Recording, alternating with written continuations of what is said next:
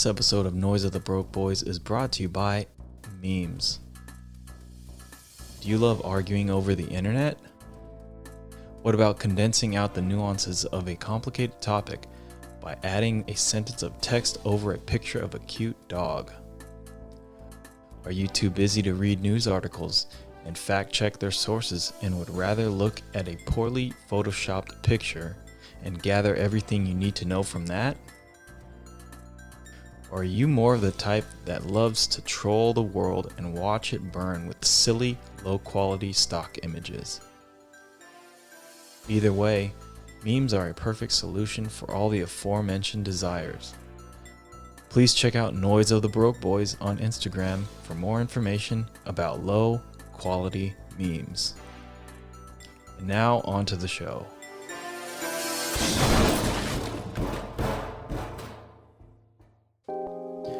In this episode, I meet with my boy, DJ Phixion. We were both part of the same group of delinquents back in school. At that time, I was amazed to find out that he was also an amazing DJ and music producer. Since then, he has traveled around and lived in several countries, including the Netherlands and Luxembourg. He recently released a new album called Cinemadeck that I absolutely love. I put the entire album as a backing track to this episode, but I encourage you to listen to it in its entirety without my annoying voice over it. I included a link to the album in the description. Please enjoy the episode with DJ Phixion. Hello, everybody. Welcome to the End of the World Show International Edition. Today, I got a very special guest. His name is DJ Phixion. What's up, man? How you doing? Good, cool. Man. How are you? Good to be here. I'm great, man. So you're out there in Luxembourg, right? Correct. Dope. So we could talk about that later, but I know you just came out with a brand new album, Cinemadeck. I checked it out. It's one of the dopest shits I've heard in a long time. You've been making music a long time, man. A lot. So can you tell me a little bit about like what was the inspiration for this musical project? Because I know you haven't really put something out in a while, right? It's been a while, but that's probably because of just the way I live. Like I moved around hella in the last 6-7 years. Yeah. And yeah, it was more because of that. But the inspiration behind this specific album is like old school movies, like 60s movies, especially French movies, Italian movies, that kind of shit. I really like that shit, like Fellini movies or Jean-Luc Godard, Francois Truffaut, this kind of shit. So the inspiration for that was like around 2015, I started watching like hell of these movies, like hella. And then I was just thinking to myself, like, there's a lot of good music in these movies. Yeah, there is. I can sample this shit.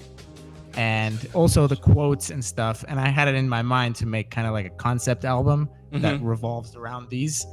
And yeah, pretty much. Like even the name of the album, Cinemadeck, like in France and here in Luxembourg as well, like they have theaters, like retro theaters, right? Where they show old school movies and shit. Oh, really? Okay. These are called Cinematecks. Cinematech. So then I just took deck, like a turntable. Yeah. And did like a little combination thing. Okay, that's tight. Oh, yeah. So you said that they're like 50s movies is around the era that like let's say like late 50s to like late 60s. Okay, mostly 60s. I got it. Yeah, because it sounded like that. You know, when I was listening to it, I would hear some kind of old school stuff. You know, it has that the recording quality from that time, and so that's why I was thinking it was probably that. You know what I mean? I mean, it's also the music I sample, right? Like I sample hella old jazz and funk and shit like that. Yeah. I would say the vast majority is from the 60s. Yeah, no, it was nice because I heard a few breaks that you put in there that I was familiar with, and then I heard a lot of stuff I've never heard of, and I was kind of like, yo, did this guy sample this, or did he make this? Like, what's going on? So like, I mean, it sounds like you obviously sampled a lot of that stuff, so it's like you really had to do a lot of digging, I'm guessing, obviously, sure. in the movies and stuff. Like, so but when you're music too, I mean.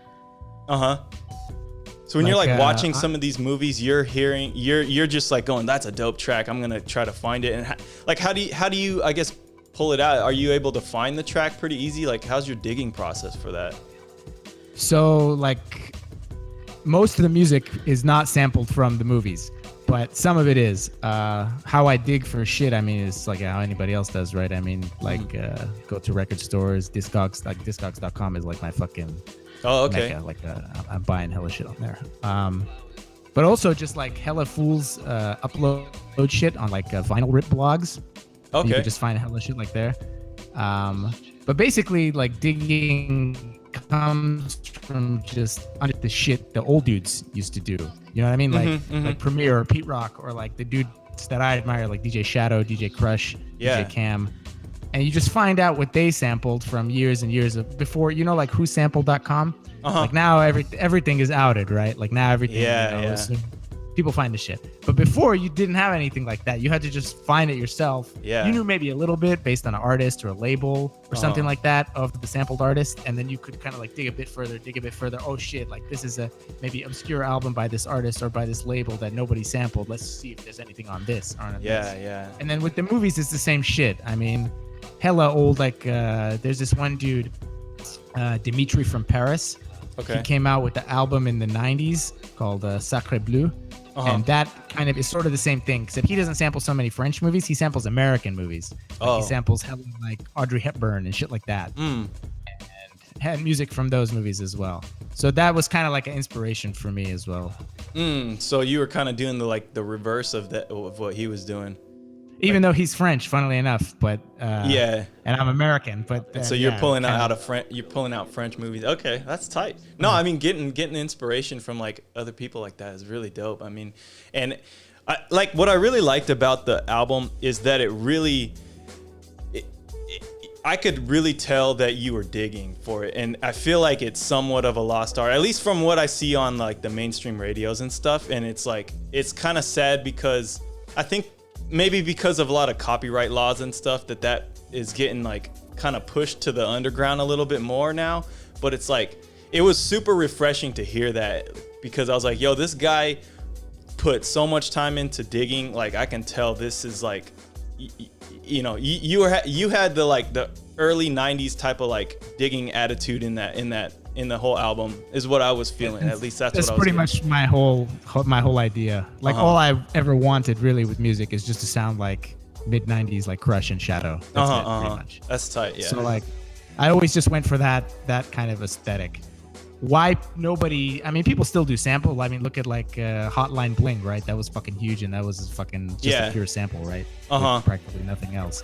I don't know if it's because of copyright or because people's tastes have changed. You know, people like now more synthetic sounds, which I also do. True. I also do like compose some shit and like there's one track that has practically no samples I can think of on the album, but still I like that grainy that you get from.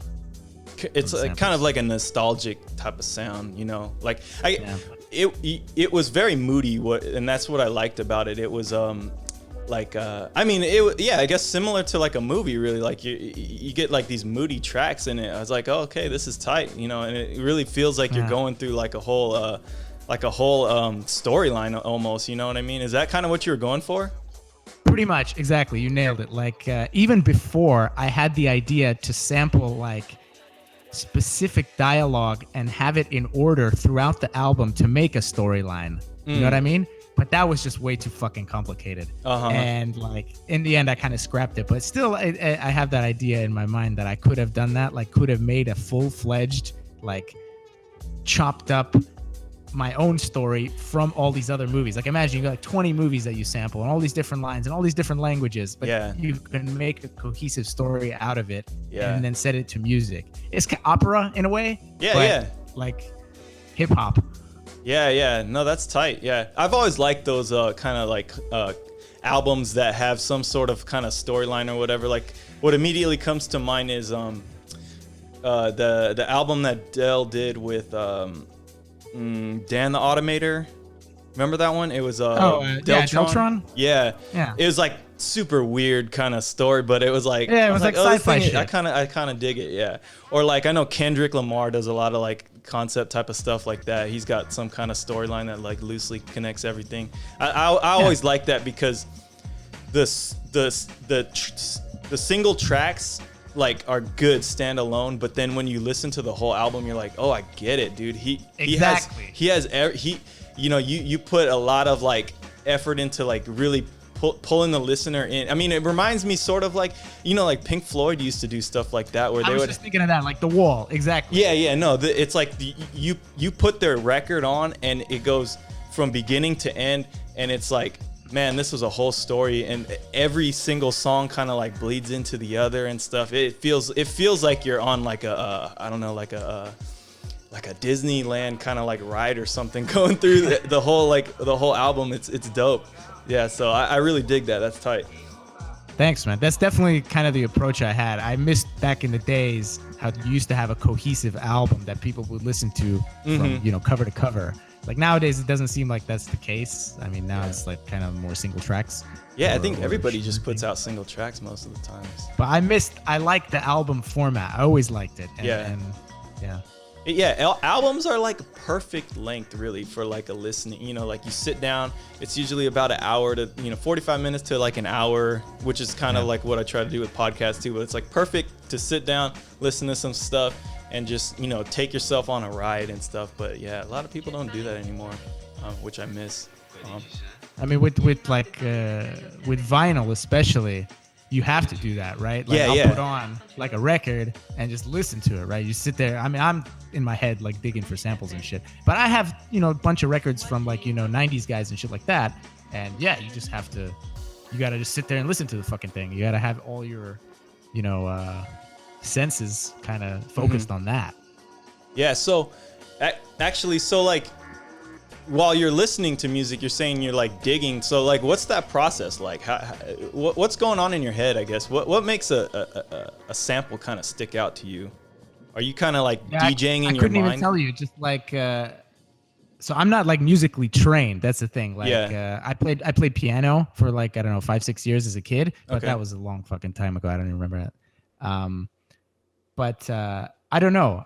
You just kind of hear something like a little phrase, a sequence of notes, or not even just like some kind of, a feeling really. And maybe you can, manipulate it a bit. Like a lot of samples doesn't sound good at the speed it's at, so you just slow it down. Oh shit, now it sounds good. Like a good example of that is, the Survival of the Fittest by Mobb Deep. Oh yeah. Bum, bum, bum, bum, bum. Like that sample was only just discovered recently, like what it is, and it's like fucking 10 times faster. You would never have recognized it. Oh, okay. But another thing is like you'll hear, all right, this maybe could work, but maybe I have to chop it up and like rearrange it or whatever. Okay.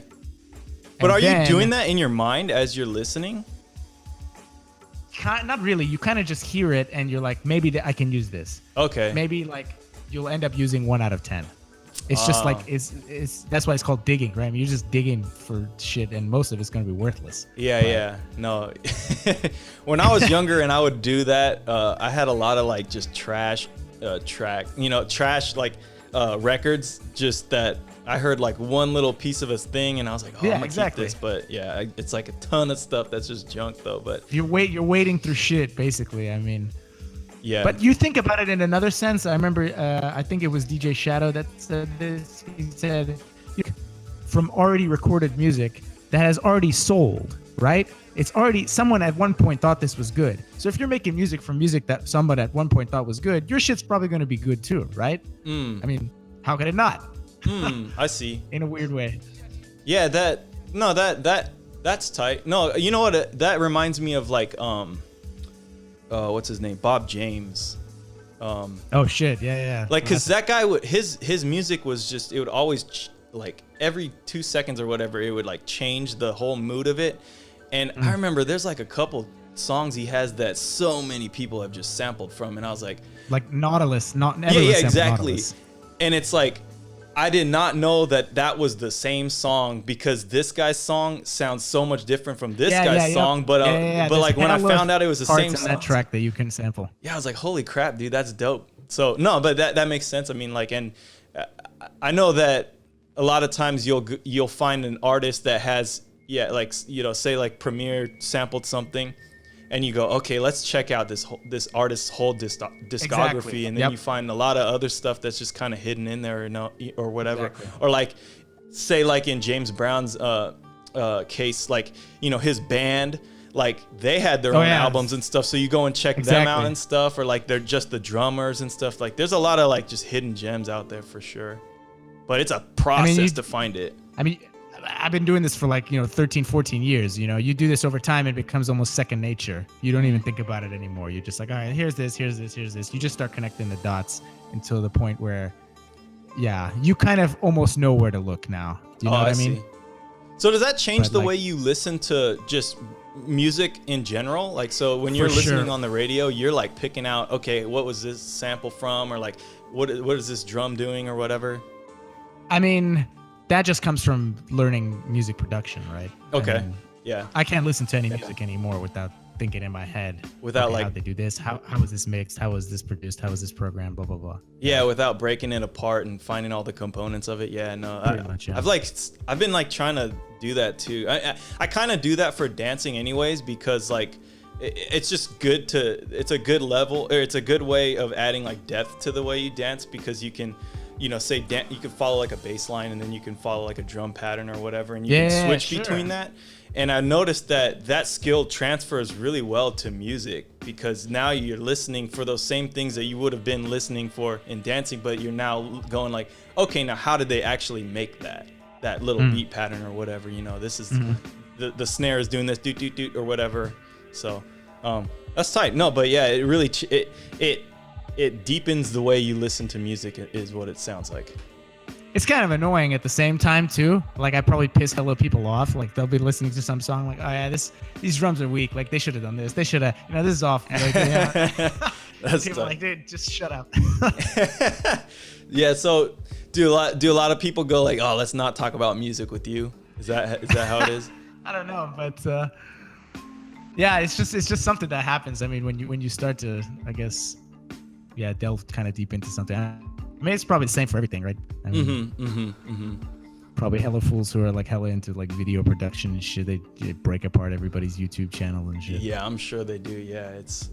I mean, that's, I guess, part of the artist. I mean, I know a lot of times when I look at like a painting, even I'll go like, okay, you know, I like to try to take a step back and just go like, okay, take it in what it is, and then go into it and like look at how they did some brush strokes on it or whatever, how the colors are composed. But like, you can't help but do that because you're trying to figure out how they made what they did. And I guess that's part of the artist quality, I suppose. You know, I do it with dancing. I think it too. just comes with the territory, you know. Yeah, it does, but it I think it makes the conversation about that particular content even better, because depends who you're talking to, right? I mean, it's best if you're talking to someone who knows as much or even more than you do, right? Well, even someone who doesn't know, like, I mean, because I don't know that much about music, but I really like hearing what you have to say about it, because it's making me realize like,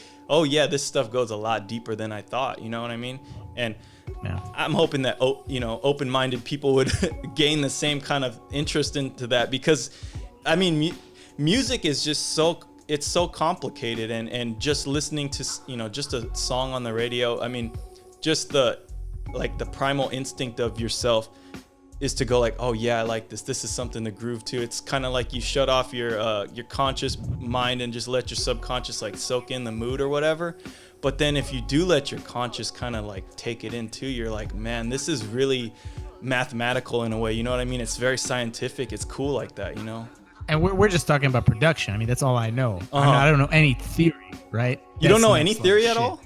No, none. Like I said, I used to play piano. Like I know basic chords, scales, like circle of fifths, this kind of shit. But I don't know anything beyond that. Like, Okay.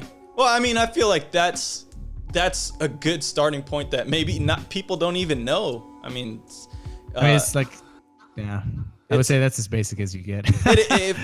Sure. But I know a lot of people that wouldn't even know what you're talking about.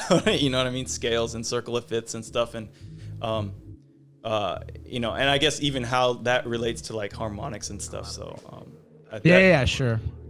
I mean, like I say, like, when I produce a track, I practically always start with some bass like not bass like the instrument, but like a bass like foundation sample, and then maybe I'll compose on top of that. So I know I'm already starting with a key that I didn't think of, right? Like, okay, yeah. I mean, I could tune the sample to a key that, you know, let's say I want this in fucking, I don't know. I mean, you can only tune it to certain keys that it's already harmonized with, right? Yeah.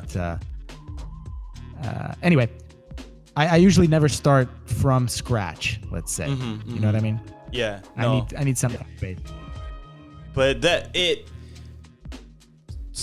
someone probably doesn't even know what you're talking about in terms of like pitch shifting into like a different scale and stuff. I mean, back when I was like a high schooler and I didn't know anything about music, and I would go and grab like a song, like I would try to make little mixes and stuff, and I would grab a song, and like I didn't know how to do anything, and so it would always sound kind of weird because it would always go from like this key to a different key, and so it was just my, you know, high school mix or whatever that I was trying to make, and you can tell that there's something wrong with it, but you musically don't understand it, and that's probably where a lot of people are at. I mean, you don't even have to, like, you got hella programs and shit that will just identify the key for you, and like you could just harmonic mix super easily. Yeah, that's true. Yeah. So do you use a lot of like plugins and stuff? What programs do you use actually? So I just produce using FL Studio 20. Yeah. That's what I used since the jump. I used it since like FL5 or something. But yeah, I tried all kinds of other ones. I haven't tried Ableton. That's the one that everyone uses now. Yeah, I started using Ableton actually, and that's what I'm getting used to. Yeah. I tried Pro Tools. I tried Sonar, Cubase, Reaper. I mean, they're all pretty much the same from what I can understand. It's just whichever one you like. Yeah, what workflow works the best for you? What I really like about FL is the piano roll. It's like super intuitive to both with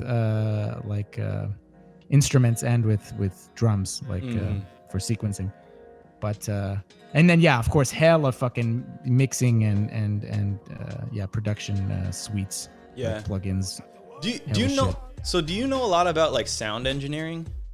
No, so that's one thing I don't really do, like sound design, like designing the instruments and the voicing. No.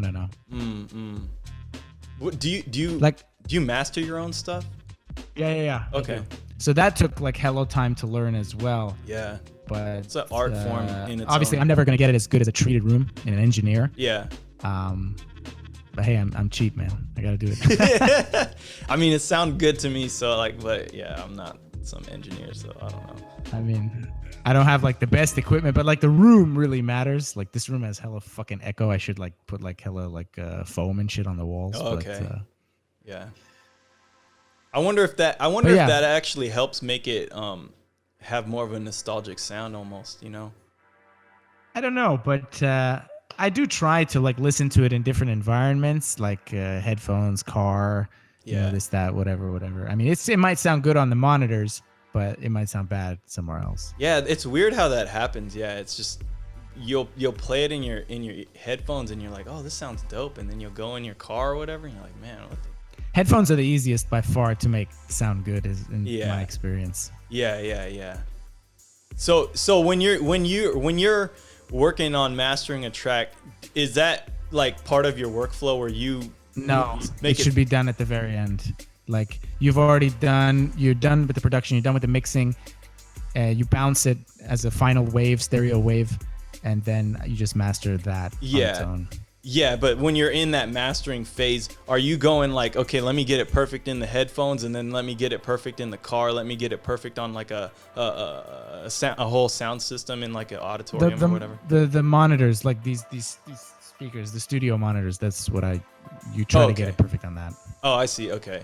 And so that's ideally you want it like the flattest sound, you know, the flattest frequency response, which is you're not going to get unless you have like, I mean, sound, you know, bounces back and forth all over the place, right? So you're not going to get the best sound unless you have a treated room and really like treated speakers. Everything has to be, that's why you would pay a mastering engineer like thousands for this, right? Yeah.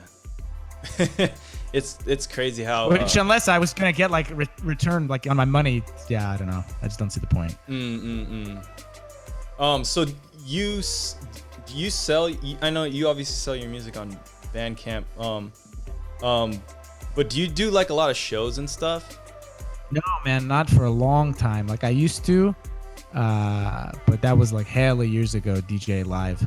But yeah, I should get back into it. Like, but that's the thing. Like I mentioned earlier, like I moved around a lot, man. Like in the last 10 years, I lived in like Sweden, Netherlands, Belgium, San Diego, Netherlands again, and then now here in Luxembourg.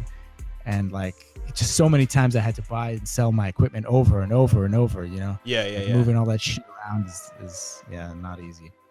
So I remember you were going to ask me like, what's it like to, just living in a different country, like influence your art. And yeah, for sure it does, just because of the inconvenience of moving around all the damn time. So what areas you're from San Jose, right? And then you lived in Amsterdam for a while, and then that's the last time I saw you in Amsterdam. Yeah, in Amsterdam, and then now you're in Luxembourg. Were you in anywhere else between there? Yeah. I lived in San Diego for 3 years. Oh, San Diego. That's right. What's been taking you in those areas? I guess jobs, man. Just work. So it's just work. Yeah. You just pretty much. And so then I like to travel and live in different places and shit like that. It's fun. I mean, it's inconvenient as all hell, and pain in the ass, but it's just cool. Yeah, yeah. And so you think it influences like the music you make, because you obviously. I mean, for sure, because sometimes, like when I was in San Diego, I had like no money, and I had to just make the shit with what I had. Yeah. I couldn't buy the shit I wanted. Now I practically have everything I want, so it should come easier now. It also depends like what kind of people you meet, right? Like what kind of music, like other heads, different kinds of people all over the place, right? Yeah. And they might influence you. So have you done any projects with other people? So a bit, but not that much. I had one homie back in San Jose who recorded some shit over some of my tracks. Real talented musician. Here, I was going out to Paris for a while. It's like only 2 hours away by train. And there I made some friends, and we kind of work on some shit together. Kind of more like jungle music, like, early mid 90s, like Bristol shit. Oh, like yeah, drum and bass, like with way more syncopated break beats, like Runny Size or something like that. And then I met this one Japanese rapper dude, Ryota, goes by RYT. And we worked on a little bit of some shit together. But usually, for the most part, I'm just like a standalone person. Okay. I'm just like a control freak, I think, in the end. Like, I need to have like full creative control over all my shit. Yeah. No, I understand that. That's like, it's hard to not do that, because it's like what your workflow dictates, alone. So then when you're working with somebody, you're like, oh, I want it looking like this, but then it's sometimes hard because the vision is like not quite matched up. I relate to that because like a lot of times when you're doing like dance stuff, like, and you're trying to make like some routine or whatever, or like do some kind of battle or whatever, you're like working with a lot of people, and it's like everybody has their own idea of what's going to happen, and it just doesn't quite come together. But what you always have to do, I think, is just like go, okay, I'm open to like taking everybody's thing, because this isn't my thing, this is everybody's thing, you know what I mean? Yeah. So it's hard to get over that fact, or accept it, you know what I'm saying? Yeah. So are you working on any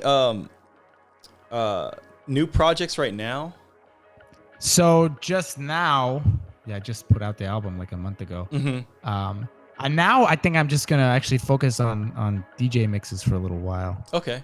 I just got this mixer you see right here. This is like a super rare vintage Vestax from like 1990, and it's got some cool little functions and shit. This is the same mixer DJ Crush uses. Okay. This dude is like my fucking idol, my hero. Okay.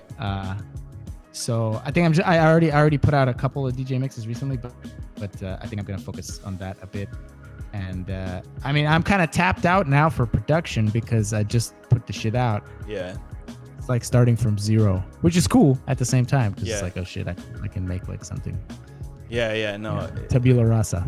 Yeah, I mean, you hustled hard to get the thing done, and now you're kind of like, okay, let's like take a second to breathe, let that music kind of get around, and then work on your next thing. How long did it take you to put together that whole album, Cinemadeck?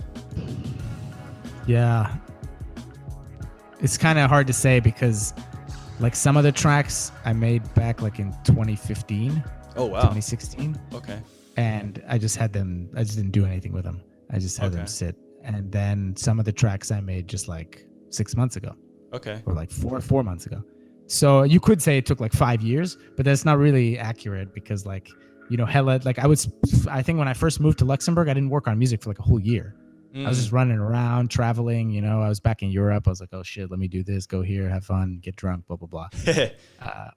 So like, you know, I don't know, total time. Some tracks probably have like 30 or 40 hours of work into them, whereas others maybe like less than 10. But like the whole concept of what I was trying to do, I thought of that years ago. Okay, so it's been kind of like something that has been in the back of your mind to, put together eventually. Okay, yeah, no, I feel like I'm kind of like that with like painting, you know, because I like paint. I like to paint too. I'll have like an idea of something, and I'll start like a lot of times I'll start painting something that's like it's like just a concept of what I'm trying to go for. And then I'll just never finish it, and I'll just kind of like hang it up and stare at it to make myself that's like. How it is, man. You know, because it's say, like, it's art is never finished; it's always abandoned, right? Yeah, sort of. Yeah, no, that's very true. Because you what I would always try to do is just have it there, look at it, you know, every day. Just look at something and go, okay. Let's let that kind of soak in my head and see if I can come up with anything cool to do with it, you know, because I think a lot of it is always just because I'm really good at just throwing out random ideas and stuff, but it's not composed into anything that makes any sense. So, but I have to always keep those ideas in the forefront of my mind, or else I just forget about them. So that's why I'll try to just paint like a concept of something and just hang it up or whatever, and then like look at it and go, okay, that maybe I could use that with something else that I come up with. Sure. Or like with dancing, I do that too. I mean, with dancing, it's like I'll have like a cool little move that I made, but I'm like, man, there's no way in hell I'm ever going to use this alone. So I just kind of write it down and hope that this is what I call like Frankensteining shit. Oh yeah, yeah. Know? You just like take bits and pieces from shit you made that's all not really good, let's say, on its own. Yeah, but yeah. If you like Frankenstein that shit together and put it into one thing, now it's pretty good. Would you say that there's a lot of tracks that you've made that are like that? Oh yeah, all the time. Hella Okay. times like I'll find some sample or something and I try to use it. I try to make a track out of it. Nothing ever works. So I'm saying, fuck this, it's not gonna work. But then like 4 or 5 years later, I'll have another track and I'm like, you know, this needs something else. And then I'll go back and go through all my I have like, you don't even know, like a whole library of chopped up samples, like thousands probably. Wow. And then I'll just like keep like listening to them, like, oh, this one's holy shit, whoa, this is like already in tune, or like, oh, this like fits harmonically somehow, or like this fits rhythmically or whatever if I tune it right or if I chop it. Yeah. And then suddenly it becomes useful. That's really tight, and that's so It's like a similar toolbox. to what I do. It's kind of crazy how similar that is. It's how do you keep track of those things? I mean, like, cause you say you got like thousands of stuff. Like, So like FL, you know, the program. Every time you sample something and you just like drag it into the playlist or whatever, it'll save it as a separate wave file. And then that wave file is named whatever your sample was named. And I'm like a fucking meticulous Nazi motherfucker when it comes to labeling music. Okay. Like, I'm super meticulous about it. All of it. It's all cataloged and everything. So all that shit is just, boom, right there. You would think that like, so back in the day, right, you had to like sample directly from vinyl into your MPC or SP12 or whatever. Yeah. But now what I do, you could do that, but I just record the whole record as a wave. Then I label it. Then I import it into FL to chop it up or whatever. Okay, so you have the whole song, and then you have all your other chops. Okay, that's tight. No. I don't record a sample on its own like you would have done back in MPC days. Yeah. Okay. No, that makes But sense. you can. And so then, like, the way that I do, like, when I'm doing kind of this whole Frankenstein process with like dancing, it's like I'll make a move and I'll just write down how it started, how it ends on a piece of paper, and I save that. And I know that it's like junk moves, but I'll just kind of go on with my life. And then once in a while I'll start making another thing, and then I'll end up kind of in the same position, and I'll go like, oh yeah, let's look back at that move that I used to do, or like that I was working on back then, and just try to like Frankenstein it into it, because I know that my body is in a similar position as it was in that move. So let's see if I can like somehow put it together, or like change something so that it fits together. But I honestly don't have a really good process of like remembering that, other than just writing it down. It's hard. It's kind of hard. It sounds way harder with what you're talking about. I mean, I know a lot of people will record themselves, and sometimes I do that, but that works. Yeah, that makes sense. Yeah, but then you got a crap ton of footage that you got to go through. I mean, you got to go back and actually like watch that shit. Yeah, no, but time for that. Yeah, I don't really have time for that. So it's more like I try to associate like a mood to it, or like a some kind of feeling to it. So then when I'm doing something, in that same feeling, it triggers that, and I go, oh yeah, let me try that. You use like colors and shit, like this is my yellow notebook for like this kind of feeling. This is my green notebook, whatever. Yeah, no, I used to categorize stuff all the time like that, because if I had a move that I thought would make it would be really good as like an introduction to like say like, because when you break, you're standing up, and then you'll go on the ground. I'll go like, okay, this makes sense for one of those types of moves, or like if another move where you're going from the ground and standing up, or a way to like end your set, or a way to start it, or whatever, or something in the middle. I'll categorize it that way. But these Frankenstein type of moves, like, you sometimes lose track of them. I got so many notebooks of stuff that I look at it and I go like, oh man, I kind of remember how to do this, but I don't really remember how to do this. So it's hard. I really should have filmed it. That's where the footage would come in handy. Yeah. But I've never been good at like categorizing, or at like recording myself. So, but yeah, no, it's a process, but I honestly think that process makes some gold sometimes. You know what I mean? I mean, sure. I would say most of the stuff I've ever made came from that process, and it was. I think that's the only way to really do it. I mean, no one's gonna just shit out a golden egg, right? Like, yeah. Have you ever shit out one golden egg on your? Well, it never works that way. Yeah. It's always just like months and months of try this, just trial and error. Try this, try that. Maybe something will work. Blah blah blah. Yeah, so it's kind of like a playful way of like creating stuff. I mean, at least that's how I approach it. Is like. I'll just play around with something, and just if I have a wild ass idea, just try it out, Yeah. And somehow after like, God knows dozens of hours of work, you sit back and this actually sounds good. Yeah. So is that how you know that a track is done, when you can sit back and go like, oh, okay. Pretty much. Yeah. And then you're listening to the whole thing like, okay, this thing is ready to get mixed.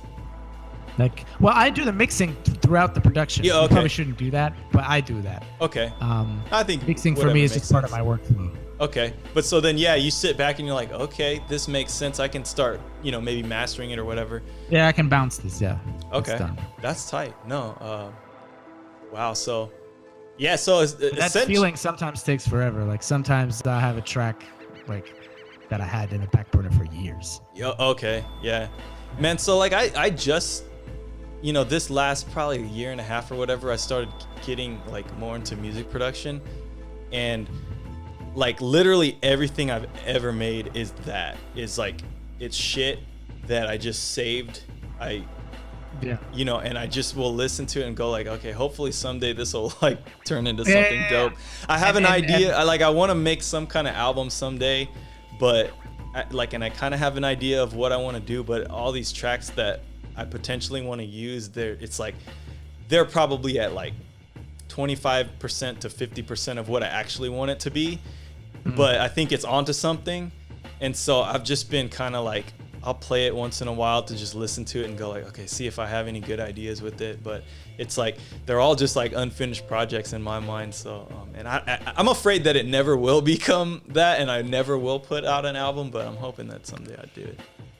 But most of the stuff I do isn't sample. It's all like composed. Composition. So, yeah. So. But like in terms of the instruments and shit, what are you using? Like, is it all electronic, or are you trying to get like real instruments? It's all electronic. I have a keyboard over here. It's in a Kai. What is it? 61 key, whatever. MPK, whatever. Yeah, it's MPK. Yeah.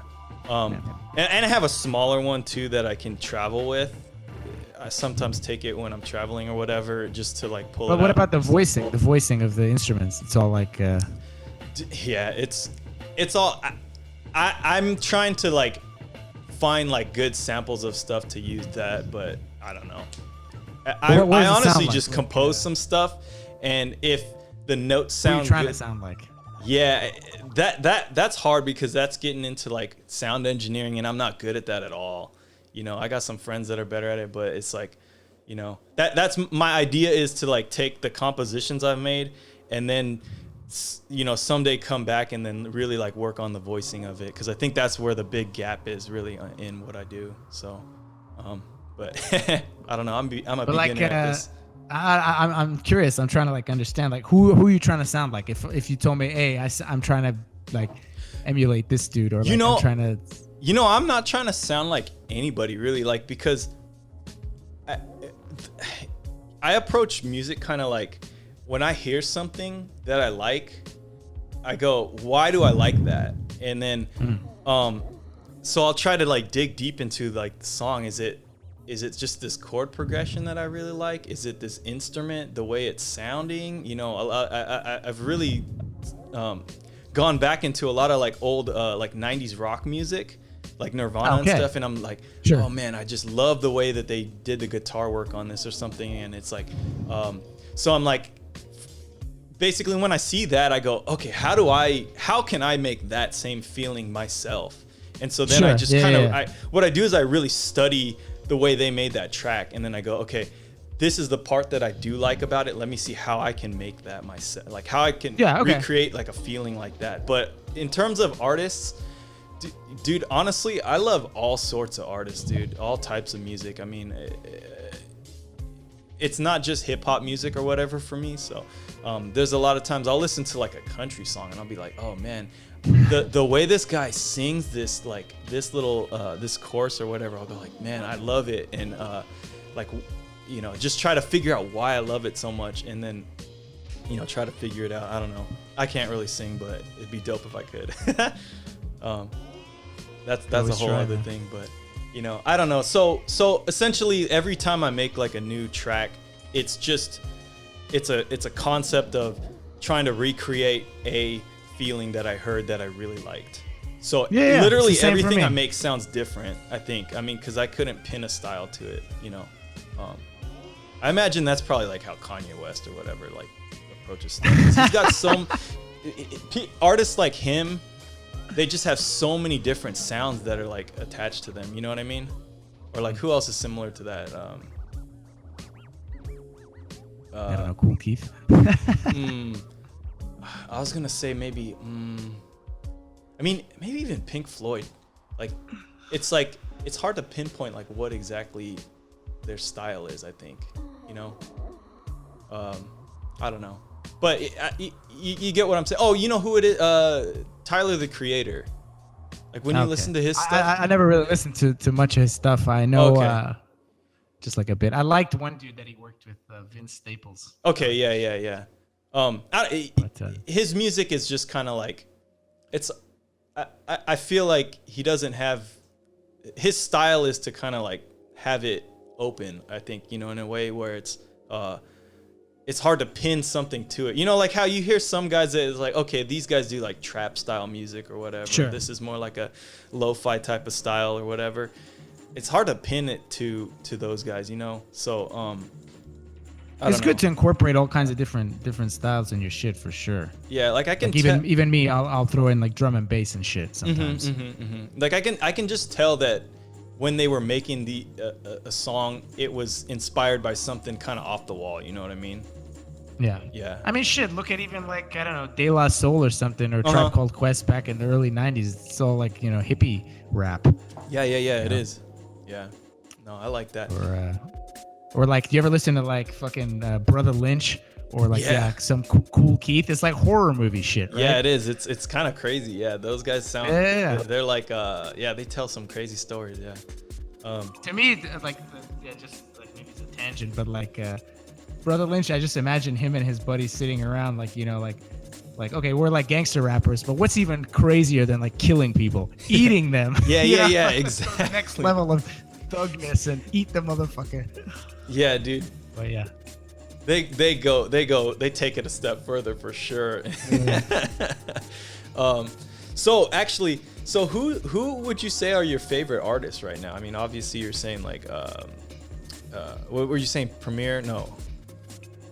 Right now? Yeah. So, I don't really know. Like now, I don't really listen to too much contemporary music. Like I'm too busy still digging like what came out in the '90s. I mean, I feel like I'm never gonna be done. Oh, okay.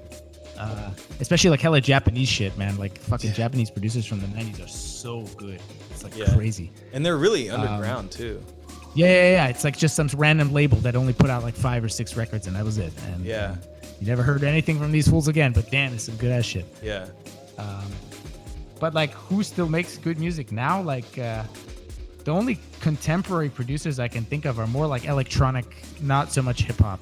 Hip hop to me, like it's probably, I don't know, I sound like a dickhead or something, but like hip hop to me died like a long time ago. Like what comes out now is not hip hop to me. It's like some other thing. It's trap. It's whatever it is. I don't know. It's something kind of it's morphed into something different. I mean, like I've always said that like hip hop nowadays it looks so different than what it started out as, but it kind of like follows this in the tradition of hip hop in the sense that every generation of it has tried to do something different than the generation before them. Yeah. Which, it's always innovation. Which I would say follows kind of the hip hop tradition, of like we're not biting nothing, like we're making our own thing. So like I refrain from saying it's not hip hop, but I do think it looks completely different than what it used to be. You know what I mean? We're in like a new genre sort of, but exactly. It's I feel like it's, if you were to say hip hop is not necessarily a genre, it's like an umbrella of genres. And so you got this trap style of hip hop, you got this like 90s style, like golden era type of style. Yeah. Now there's like the lo-fi shit, and then there's, I don't know, the old school stuff, hip hop, but whatever the fuck they do. Rapper's Delight. Yeah, Rapper's Delight. Yeah, that kind of shit. So all that stuff sounds so different, and you can tell that there was like a generation, and then that influenced the next generation, and then the next generation. But between those generations, you're like, man, dude, they really jumped between them. So, I don't like saying it's not hip hop, but I don't think that it sounds anything like what it is now, what it used to be. So to me, like even the basic structure changed a lot. Like now the beats per minute are super slow. Before hip hop was always like 90 or 85 to like 105 or something like that, and that was it. And then now it's like fucking like 60, 70 beats a minute, and you have like the double time hi-hats all the time. Yeah. It's know what, trap music is so weird to me because it's like it almost has 2 tempos to it. You know what I mean? It's halftime. It's halftime music. Exactly. It's like dubstep. Yeah. And so it's cool because when I listen to it, I'm like, all right, this is like some shit that you're just like chilling to. But then also it's like, oh, this kind of gets hyped though. But I don't know. That's why musically it's interesting to me. And when I first heard it, I was like, this is some stupid shit. But it kind of grew on me a little bit. It kind of grew on me in a weird way. So I don't know. But yeah, it's weird because like the hip hop dance was breaking, and a lot of the new music. Yeah, a lot of the music now, you can't really break to it.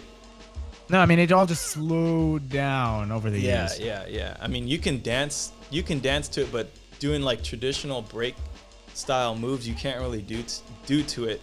So it's a weird subject because it is in the vein of hip hop, but it's also like, I mean, for sure, really becomes something different, you know. But yeah, no, I don't know.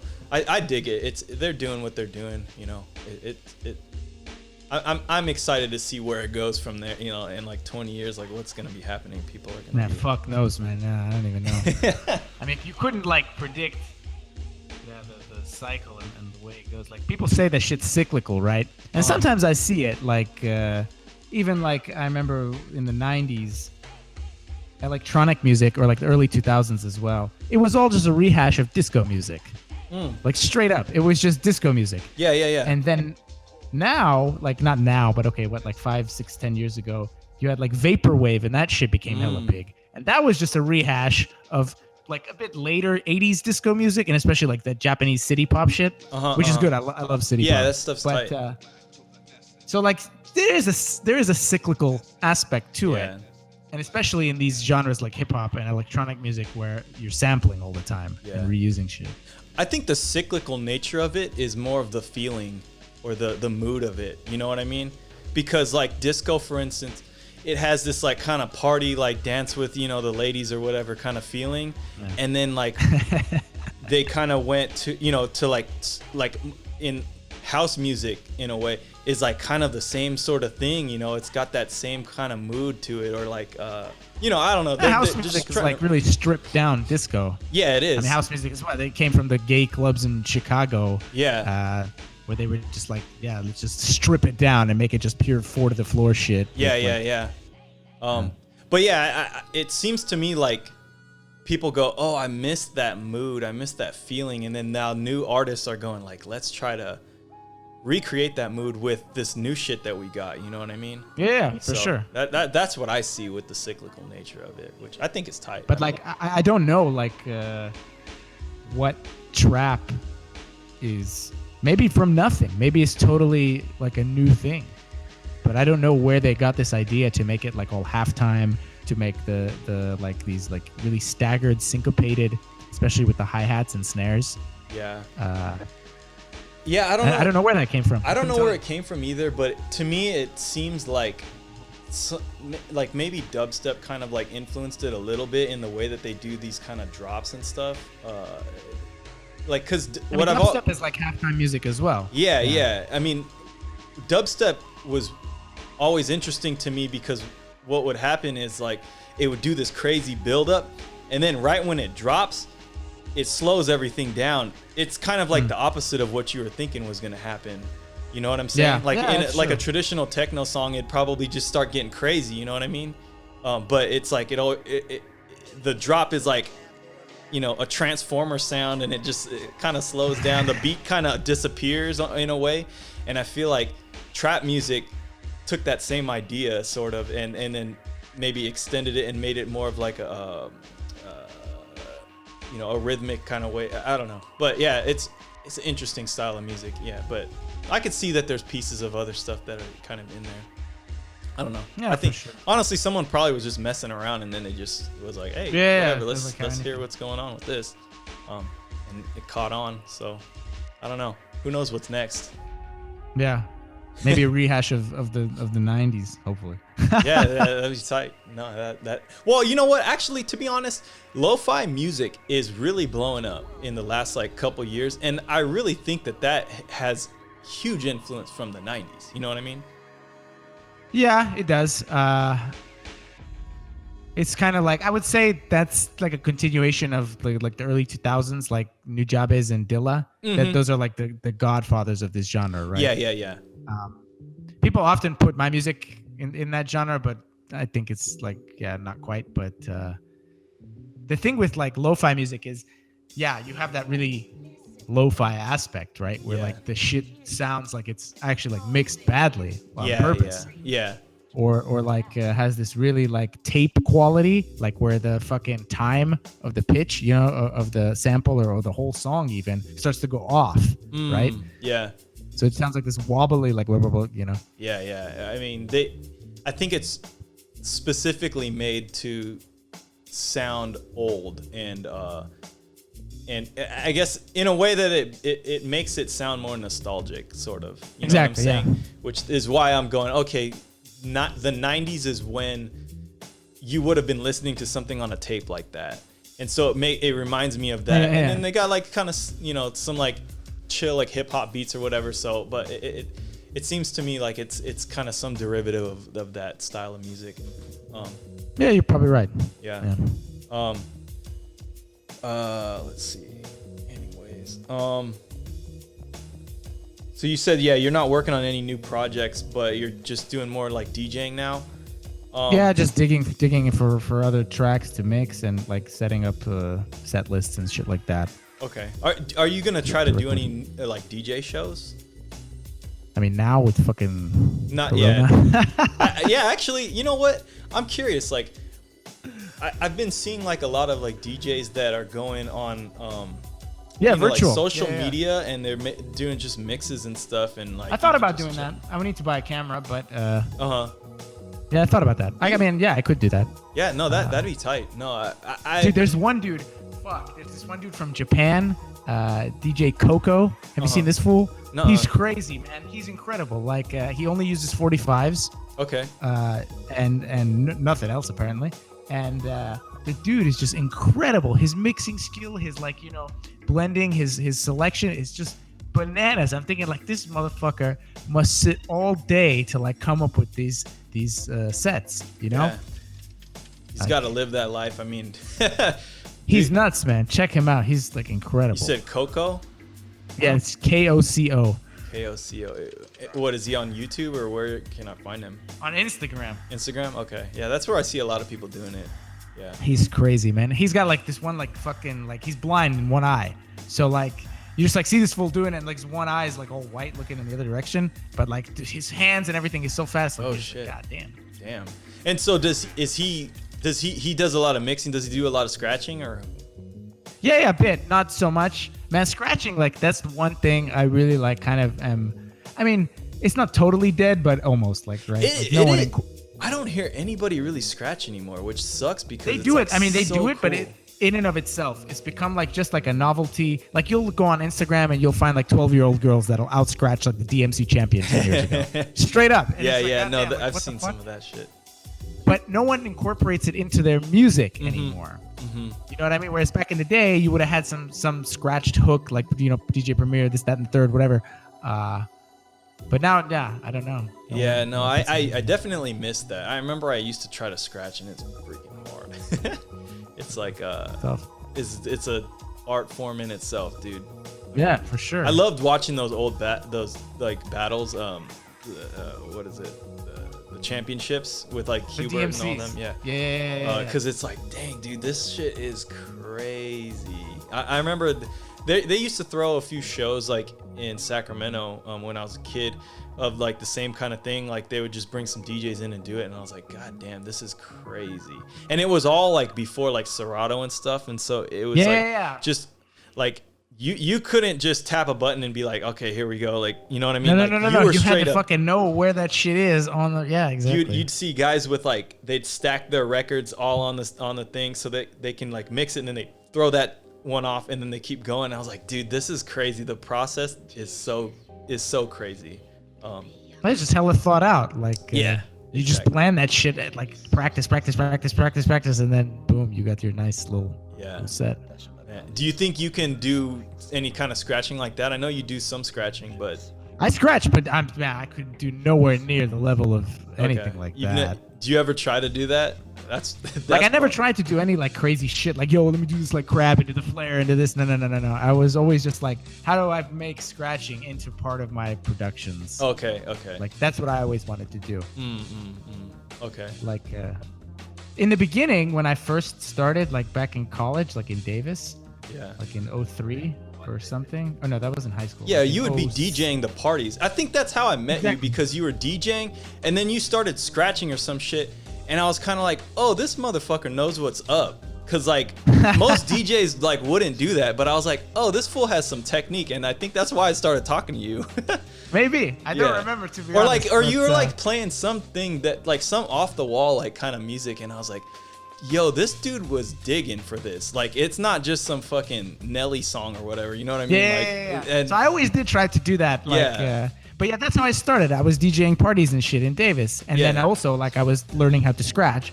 But then, like, super quickly, I just went, you know what? I just want to make my own shit. Like, I'm not interested too much. And now I'm getting back into the DJing shit. But, like, as soon as I shifted into production, that's all I wanted to do. Yeah. So it was like, okay, I don't need to learn, like, touches for production. I just need to know something. So I kind of just, that's stuck tight. with that. Yeah, no, that's dope. So you that was right when you started producing back in those days? Like, yeah, like maybe 06, 07 in college. Yeah, that's probably when I first heard your music, actually. Maybe. Yeah. I don't know. Probably, yeah, no. Trying to remember because it was like an EP. I don't remember where I met you. I think probably through Andrew. Yeah, I think it was through Andrew. Well, I think I met you at one of his parties, and you were DJing. Like maybe. You and Bboy, I think, were DJing or something. It was probably the Halloween party we threw. But I knew you before that. Maybe. I don't know. Yeah, that was a long time ago. But yeah, no, I definitely remember.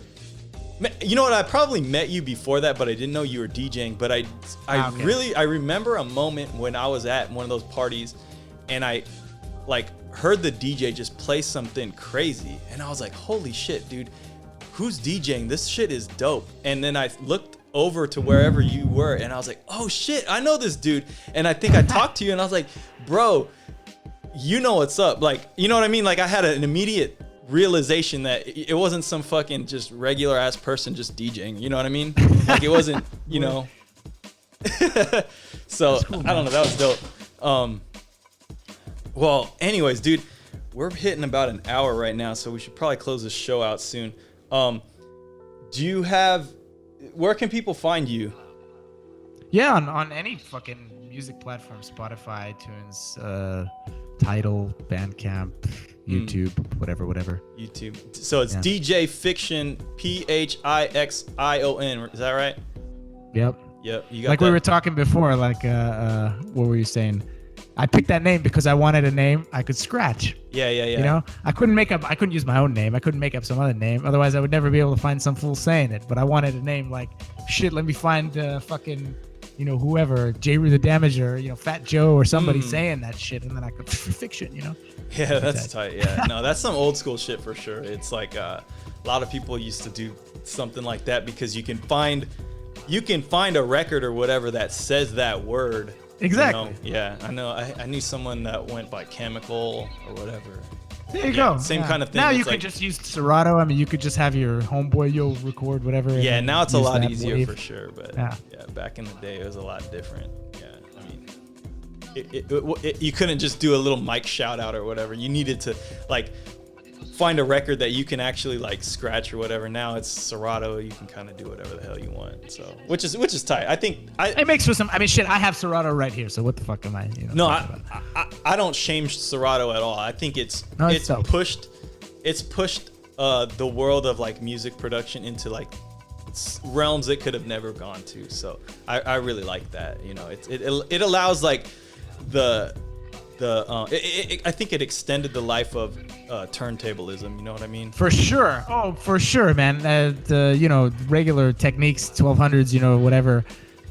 Deck would have been dead, man, if it wasn't for Serato. Yeah. People would just be using controllers and CDJs forever. Yep. Yeah, exactly. And so, you know, it allowed like. It almost allowed like turntablism to go more into like a mainstream in a way, I think. I mean, not that it wasn't mainstream in the 90s, but it was sort of dying out a little bit, you know. So, but yeah. I would say like by the early 2000s, I mean, it was I mean, you still had like fools like Babu and shit like that. That's true. Putting out the battle records. Yeah. Hubert with all the Seal ones, Super Seal. That's dope. And, so,